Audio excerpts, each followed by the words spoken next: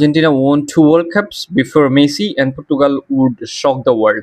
So এই জায়গায় একটা কন্ট্রোভার্সির বিষয় দাঁড়ায় গেছে যে ওয়ার্ল্ড কাপ কোনো ভ্যালু রাখে না এই জায়গায়, তাই না? যে মেসির এই সে আমি অনেক কথা বলছে, বাট বিষয়টা এমন, দেখো রোনালদোর আগে পর্তুগালের অবস্থা আর রোনালদোর পরে পর্তুগালের অবস্থা, এটা টোটাল ডিফারেন্ট না? রোনালদোর আগে পর্তুগাল কোনো মেজর ট্রফি নাই, 0 ট্রফি 2003-এর আগে আর কি।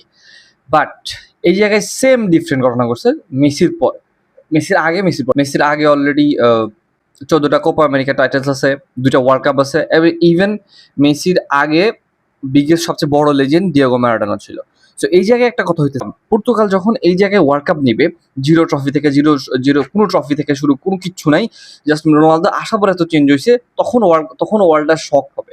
তো তুমি যখন পডকাস্টটা দেখবা, প্রপারলি দেখবা, সো এই জিনিসগুলো না কাট করে। হ্যাঁ, তুমি যখন দেখবা যেটা কিসের কথা বলছে, ও বলছে যে আমার কথা, মানে নিজেকে নিয়ে বলছে যে আমি আসার আগে পর্তুগাল একটা ট্রফি জিতে নাই, না একটা কিছু জিতছে। সো এখন যদি পর্তুগাল একটা ট্রফি জিতে, জাস্ট লাইক বার্সেলোনা লাস্ট 10 বছরে একটা ইউসিএল জিতে নেই, এখন তুমি যদি তাদেরকে একটা ইউসিএল জিতা দাও এই সিজনে, তাহলে পরে একটা হিউজ একটা ইম্প্যাক্ট করবে। রিয়াল মাদ্রিদের দিকে তাকাও, Real Madrid already last season কি 24-এর ইউসিএল ট্রফিও নিয়েছে।